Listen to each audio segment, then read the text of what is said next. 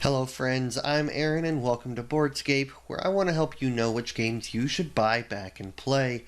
This is Kickstarter Weekly, and we have a number of new games to go over this week, starting with the Big Daddy, Monster Hunter World. This is a game people have been waiting for a long time, as you can see with the fact that less than 8-9 hours into the campaign, they've raised practically $2 million. 7,800 backers. Now this is a shorter campaign than others, going for a total of 10 days. So if you want in on this, you're going to have to decide quickly. Now I will be going over just a couple things here, but I'm going to have a more detailed video covering this coming out in a day or two. If you're interested in that, then go ahead and subscribe below where you can get that update. Now, Monster Hunter World, for those of you that don't know, is going to be obviously based on the Monster Hunter IP. It is going to be a boss battler game like many that have come before it, all the way going back to Kingdom Death Monster, including things like Oathsworn, Aeon's Trespass Odyssey. All these big boss battle type games have been coming out. The one that it's been compared to most, though, fair or unfair, is Primal. So one thing that I'm going to say here right off the bat is this is going to be a very different game and experience than Primal. But if you're interested in comparing the two, note that they will be similar price-wise, and the Primal late pledge will be coming up in about a month. So there's plenty of videos out there checking those out, comparing the two. So go ahead and check those out if you're interested in that. Now, as a boss battler, I think this campaign is doing it right. They have awesome looking minis, a lot of different guys that you can play as, and the pledge levels are great. Now, if you are not really sure if you're interested in this game or you just want to check it out, you can get a solid 10 to 25 hours, most likely, with just the base game, which is going to come in at $70. Again, not bad at all, and in fact that's probably where I'm going to end up at, and if I end up liking the game and playing it enough, then I'll pick up the rest of the stuff at a later date. We're going to see that this is not going to be Kickstarter exclusive. There will be some things though. Now, one thing to note about this $70 level is that the stretch goals, or daily unlocks in this case, will not be included. What do you get here? You're going to get the basic board, all the things for the monsters. You're going to get 4 monsters. And you can see the different sizes here compared to our hunters. 4 hunters, 4 monsters. A fair amount of play, given the fact that as you fight these monsters, they're going to come with 3 different levels, or 3 different quests in a way, to focus on.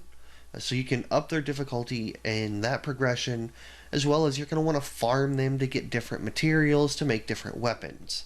So while there's only 4 monsters, you're going in these big boss battlers, you're fighting the same things over and over again. That's the case here as well. So the 4 hunters that you get, you're going to get the great sword, the dual blade, the bow, and the sword and shield. A fair variety. You've got all sorts of different things here to play as. Your monsters, you're going to get I'm going to mess up these names, the Great Jagras, Lizard Man, this dude, Toby Kadichi, a dinosaur looking man, Anjanath, as well as Rathalos, who's going to be the bigger bad guy within this campaign. On these boards, you can see a variety of things, and one of them being Monster Hunter. These monsters are going to be more vulnerable in different areas of their body, which you can see here. Now, that was for the base game. For double the price, you're going to get double the money. At $140 will be the core pledge.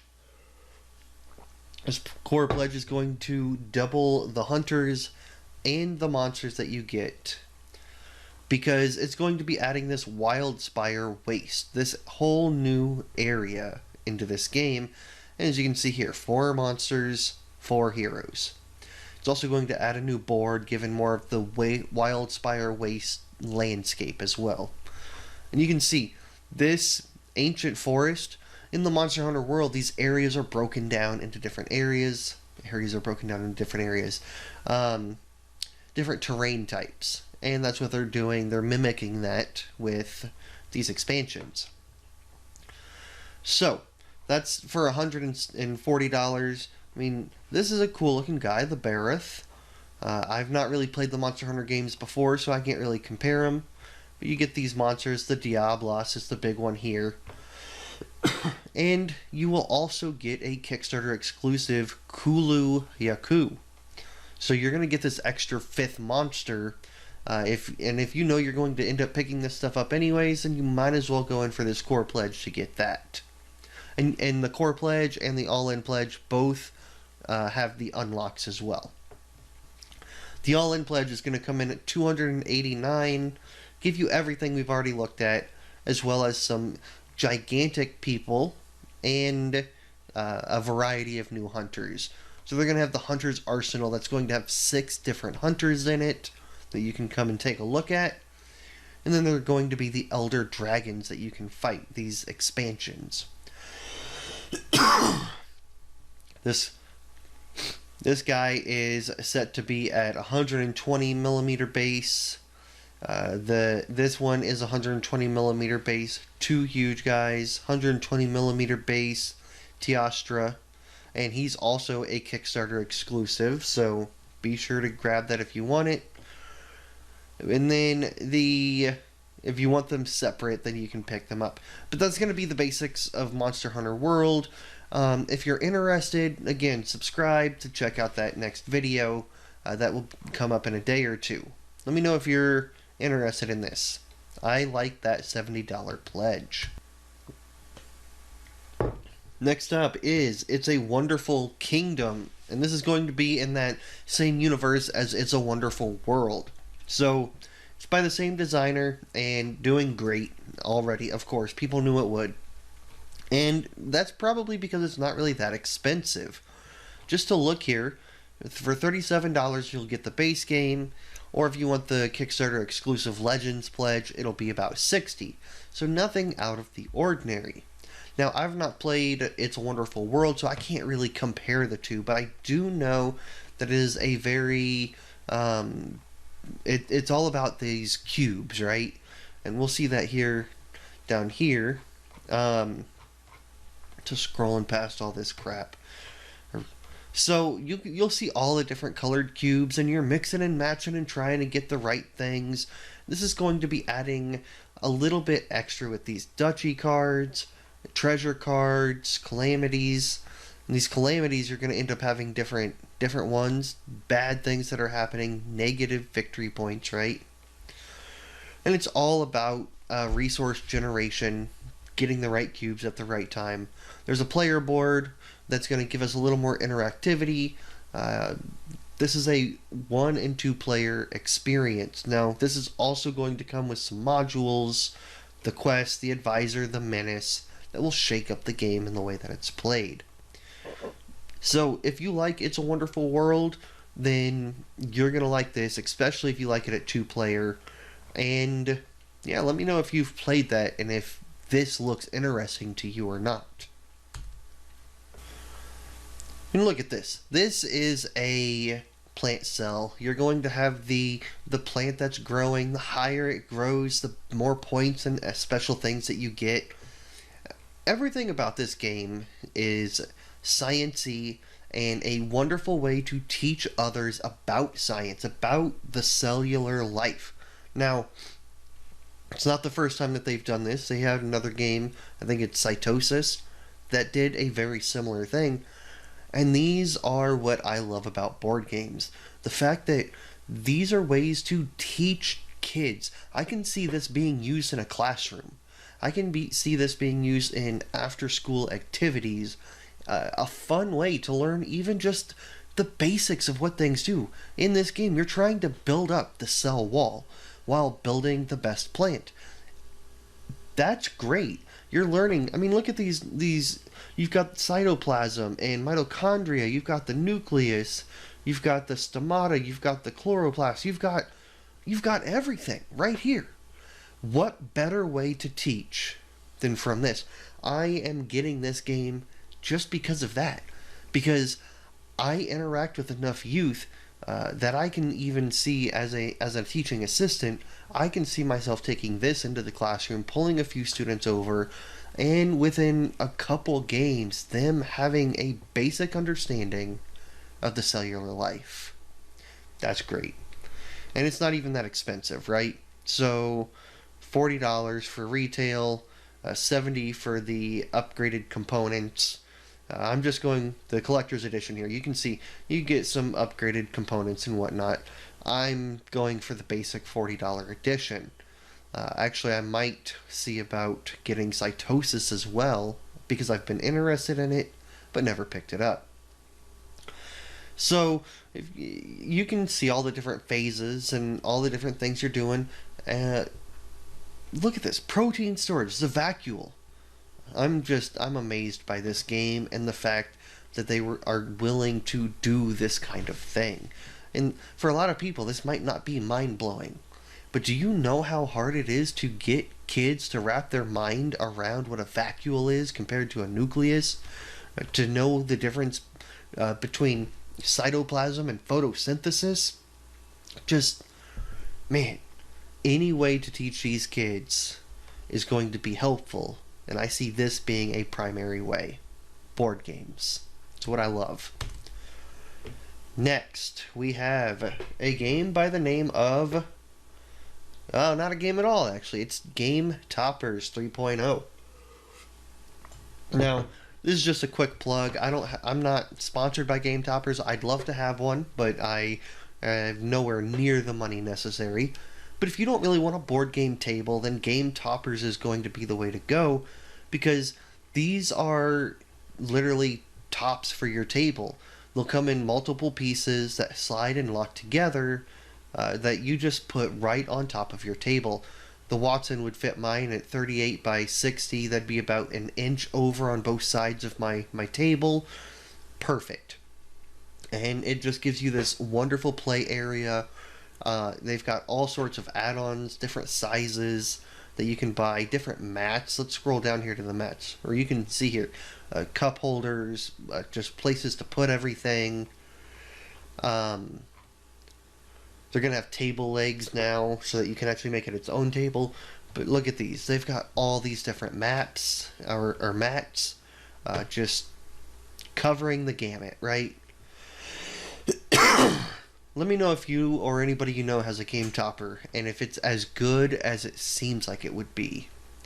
But it's back on Kickstarter, so if you've wanted one in the past and you didn't pick it up, now's another chance. Another big one of the week, last week actually, Marvel United X-Men, $2 million already, 14 days to go, gonna break 3 million most likely, 14,000 backers already. Let's take a quick look here. I'm not gonna go into what the game system is, what Marvel United is. That's been out. People have played it. You can look that up. I'm just going to go over what's in this in these pledges. So the basic pledge is going to be $65 and come with your basics, right? So it's going... I'm going to come back to all of that. But here you're going to get your heroes. You're going to get Wolverine and Jean Grey, Cyclops, Storm, Beast, Professor X, all these characters that we know and love. For a base set, there's nobody here that I wouldn't have anticipated. It's pretty straightforward. Villains, you have Sabretooth and Juggernaut. Anti-heroes, who can be played as either heroes or villains, you have Magneto and Mystique. So, pretty much everybody you would anticipate, I believe, especially based off of the movies and the popular characters, they're all here, right? Now, in this base pledge, you also get the Kickstarter exclusives, as well as the Brotherhood of Evil Mutants. So the Brotherhood of Evil Mutants is going to give you Pyro, Blob, and Toad, 3 new villains to play as, and they go right along with Magneto, right? The leader of that. Stretch goals. We have, they're pulling guys out of the woodworks here, right? So, a lot of not very popular people, a lot of people here that were had a little bit of their limelight in the 70s, 80s, even the 90s, are making a showing here, which is making a lot of people happy. So you have all you can come here and look at all of these, but I mean, look, Sunspot. I remember reading about Sunspot and Dazzler in the 90s growing up. I loved it. And then different villains. Now, they do have a couple expansions, obviously, because it's Simon. The first is going to be the Horsemen of the Apocalypse and come with 5 new villains. You can look here. It's going to have Apocalypse and his horsemen, right? You've got famine, war, pestilence, and death. Now that's the only expansion so far, set at $100. I fully expect 2 or 3 more expansions by the time this is all said and done. Now they do have one optional buy, which is going to give you the first class. Again, nobody that you wouldn't expect. Cyclops, Angel, Marvel Girl, Iceman, Beast. Now there are a lot of people who might be upset that you can't play as Scarlet Witch. A lot of people who would rather have had her as an anti-hero, especially with the fact that her and Quicksilver in these new movies are kind of good and bad. Yeah, so there's going to be people upset about that, basically. They should have made those anti-heroes. Then, of course, they have the optional mat, and you can get up everything that you've missed before. I'm not interested in Marvel United at all. I hate the chibi style. I've been waiting for a good X-Men game. Now we have this. And we had another game come out recently. Both not my thing. It's upsetting. Now, we have Hidden Leaders, another game that just came out today and already has almost 50, well, look at that, 1,500 backers. This is going to be a quick, hidden style, what do they call it? A quick deduction game that is basically tug of war, where you have cards in your hand, a side that you want to win, but nobody knows which side you're actually on. And you're playing cards that are both going to be good and bad for you, moving pieces around the board, trying to get the one that you want up to the correct area, while not letting others know necessarily that you want that one to get there. So, if you like deduction games, if you like quick hidden type things, and if you like tug of war, then this is going to be a game to check out. You can see the board here with the markers. Nobody knows which side you're actually on, and so you're going to be moving these up as you move your cards. Yeah, I don't know. It's not my thing, but there's a good amount of people out there who apparently find this entertaining. I just don't have the big enough group to make that worthwhile. Transmissions is a game that's been out for a couple days, 1,900 backers. And it looks fun. The big thing here is going to be the art style, right? That's drawing a lot of people in.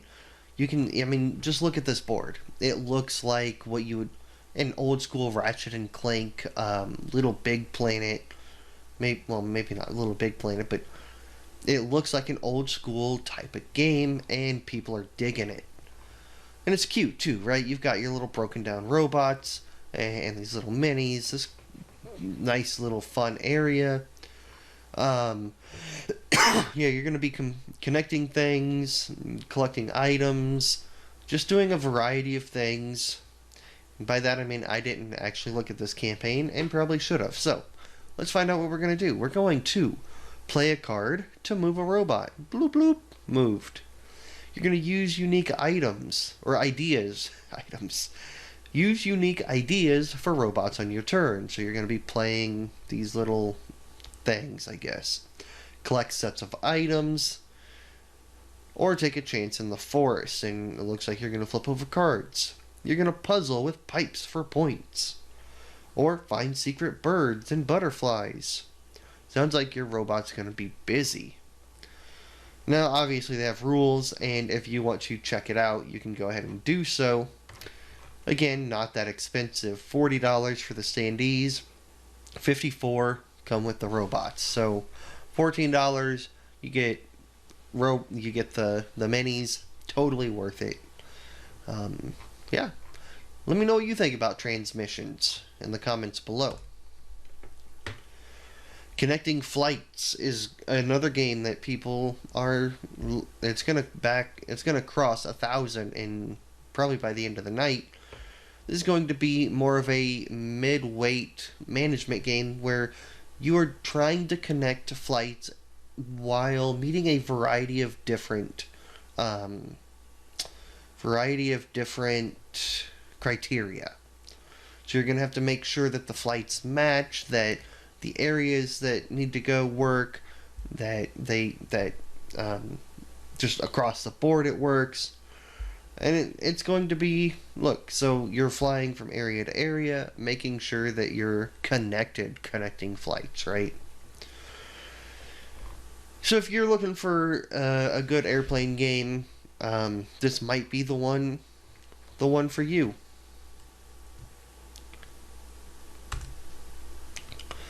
Canvas is back on Kickstarter, and 9,600 people are excited about that. It's both a reprint and an expansion. It's been a game that people have talked about for the last year or so since it initially got backed and finally came into people's hands. They have been enjoying it, and it keeps coming up over and over. So if you want the base game and or the expansion, this is the time to get it. Look, BGG, one of the top ranked games of 2021 so far.